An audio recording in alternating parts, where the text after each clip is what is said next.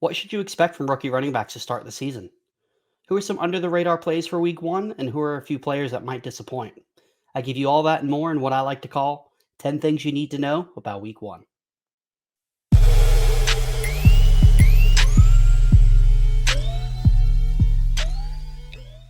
Now, since this is the very first 10 things video, I figured I would give a quick introduction of what you can expect weekly from this video series. It's going to change week to week based on what the happenings are around the league. It's going to be a little bit of start sit, some buy lows, some sell highs, basically some moves that I think one that can help you in the short term for that specific week, but can also help you season long and help you win a championship. Number one, start Laviska Shenault. Anybody who follows me on Twitter knows how much a Laviska Shenault fan I am. And although he's not somebody that I think you should start every week, you're going to want him in your lineups in week one.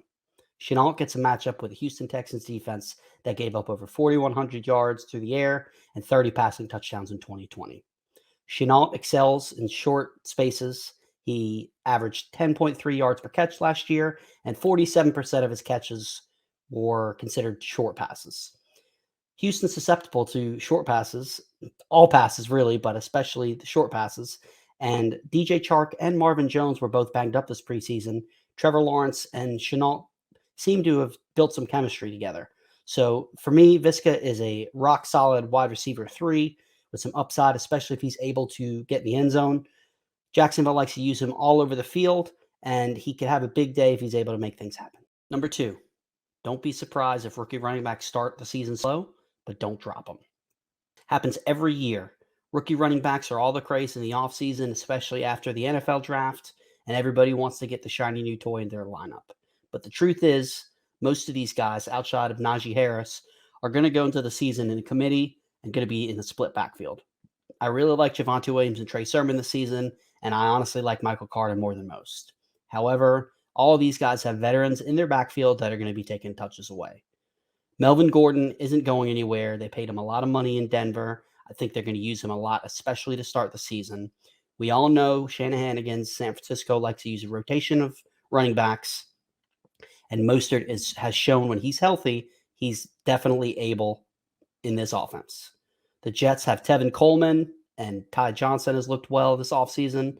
So I think it's going to be similar to the situation we saw with Cam Akers last year, Miles Sanders 2 years ago, where it's going to be middle to late season before these guys really take off. So don't get frustrated at the beginning of the season. They don't perform up to your expectations.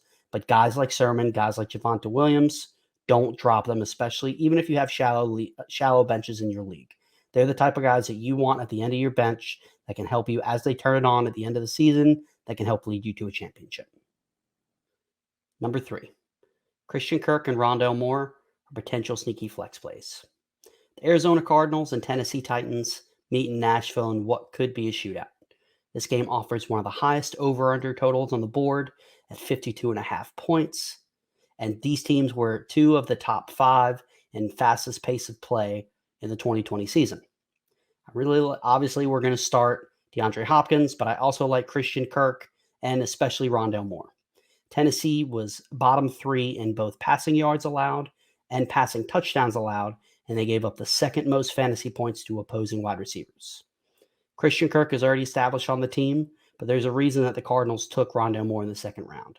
He looked explosive in this preseason, and the Cardinals were number 1 in 4 wide receiver sets in 2020.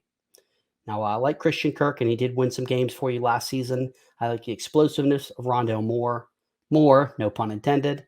And I do think that he's somebody who could be that out of the blue, make or break your week guy that comes out of nowhere week 1 and wins you your week. He's somebody that I'm comfortable starting at flex, especially if you're looking for upside, if you're in a matchup that you need to have a guy come out of nowhere and score a lot of points. Number 4, Kirk Cousins is a solid quarterback streamer. Yes, Kirk Cousins does get a lot of hate, but I think it's unwarranted when it comes to fantasy. Last year was quarterback 13 in points per game, higher than the likes of Baker Mayfield, Big Ben, Drew Brees, and Joe Burrow. He was one of 6 quarterbacks to throw for at least 35 touchdowns and over 4,200 yards. He did support 2 wide receiver 1s in Adam Thielen and Justin Jefferson, and has a weapon out of the backfield in Dalvin Cook who's able to catch the ball. In this game, he faces the Cincinnati Bengals, who, along with the Vikings, have what projects to be two of the worst defenses in the NFL. And the good thing is the Cincinnati Bengals with Jamar Chase, T. Higgins, Tyler Boyd, and Joe Mixon have the firepower to turn this into a shootout. I think Kirk Cousins is a fine streamer in one quarterback leagues, potentially if you're somebody who was depending on Trey Lance or Justin Fields to start. They're not ready for that. I think you can throw Kirk Cousins right in your lineup. I think he's a rock solid quarterback too for Superflex leagues.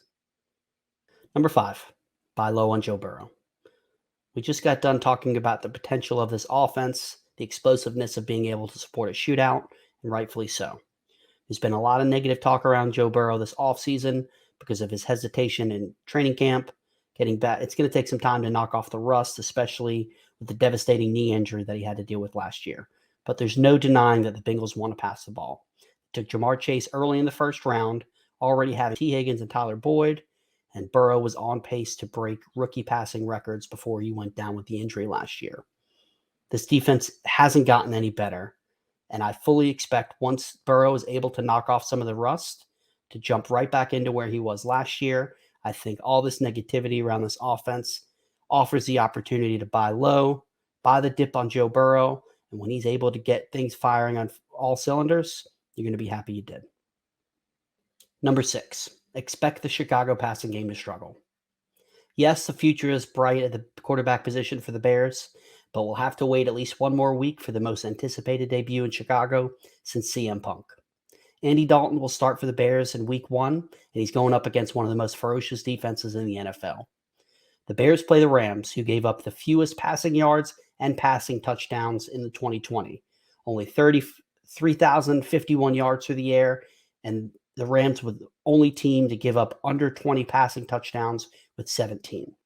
Now, you're not benching Allen Robinson, and we'll get to him a little later, but guys who are potential flex plays in deeper leagues like Darnell Mooney, Cole Kmet, you're not looking to start those guys this week. This isn't the week to do it. I wouldn't be surprised if in the second half, if this game gets out of hand, maybe Justin Fields does get a few snaps, potentially start next week. But for week 1, this is a passing offense you want to avoid. The only 2 guys I would even consider starting on the Bears are number 1, Allen Robinson, and number 2, David Montgomery. Number 7, don't overthink lineup decisions. It seems like a really basic thing, but it's a good reminder for both veteran players like myself and people who are new to fantasy football. It's very scary going into week 1, not knowing certain situations or tough matchups. Saquon Barkley's coming off a devastating knee injury, and we're not sure exactly what his workload is going to look like. Like I talked about before, Allen Robinson's a tough matchup against the Rams. Josh Allen goes against the Steelers defense that was extremely good against fantasy quarterbacks last season. But the thing is, these guys are studs. You drafted them early in drafts for a reason. They have the talent to overcome these matchups. Some people say always start your studs. Some people say don't get too cute. I simply say don't overthink it.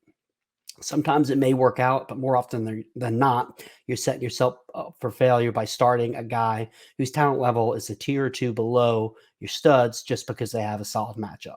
A guy like Barkley can make your day with one play, and I don't want that type of potential on my bench for somebody who just has a good matchup. So for me, start your studs. Don't get too cute, whatever you want to call it. Make sure the guys that you drafted early in drafts are in your starting lineup. Number 8, start Tyler HIGBEE. Now, I know. I've made it very well known how much I despise Tyler HIGBEE. Well, not Tyler HIGBEE the person. I'm sure he's a very nice guy, but he's not somebody that's made it on very many of my fantasy teams this season. Tyler HIGBEE is somebody who I feel like has been living off of that 4-game stretch from 2019 for going on 2 seasons now. I think he's perfectly fine. I think he's a serviceable tight end, but I don't think he's got the upside many think he does. Everybody's saying he was going to have a breakout last year. Now they're saying the breakout's coming because Gerald Everett's gone, and I just simply don't buy it. But with that being said, I do think he's somebody that you're going to want in your lineups this week. Goes up against a Bears defense that struggled against the tight end in 2020, giving up the second most fantasy points to the position. If he's able to make it into the end zone, he could easily wind up as one of the top 5 tight ends of the week. I think he's somebody that's almost guaranteed to be a tight end 1 in week 1. Number 9, Sam Darnold could start off fast in Carolina. Now, I'm not necessarily one that buys into the revenge narrative, but I do think that Sam Darnold will start off his Carolina Panthers career with a good game against the Jets. Darnold's got the best weapons of his career with DJ Moore, former teammate Robbie Anderson, rookie Terrace Marshall, and some guy named Christian McCaffrey out of the backfield. But this is just as much about the Jets as it is Sam Darnold. The Jets have an abysmal defense. They were bottom 5 in passing yards allowed last year and tied for giving up the third most passing touchdowns with 34. Darnold also gets the post-Adam Gase bump. Whether that's real or not, I'm not sure, but I do expect him to get off a fast start in his Panthers career. I think he's perfectly fine to start if somebody is looking for a QB2 in Superflex leagues. Number 10, go with your gut. Now, let me explain exactly what I mean by that. We're all playing a game about a game where we all have access to the same information and we're all making educated guesses. Yes, some of us put more time into this. I do spend a lot of time researching and looking at matchups and things of that nature. And there's others that put in a lot more time than I do. But what I'll say is we're all guessing. There's nothing worse than wanting to make a decision, going with somebody else's call just to have who you wanted to go with blow up on the bench. I would much rather be wrong going with my guy than be wrong going with somebody else's guy. So this is a nice reminder for people who are new to playing fantasy, a nice a refresher for those who are veterans. Go with your gut because at the end of the day, we're all guessing, and wouldn't you rather be right with your call versus being wrong with somebody else's? That's a wrap for 10 things you need to know for week 1. Make sure you subscribe to Front Yard Fantasy on YouTube. We'll be coming out with one of these weekly to help you both with short-term and long-term decisions to help your fantasy team win.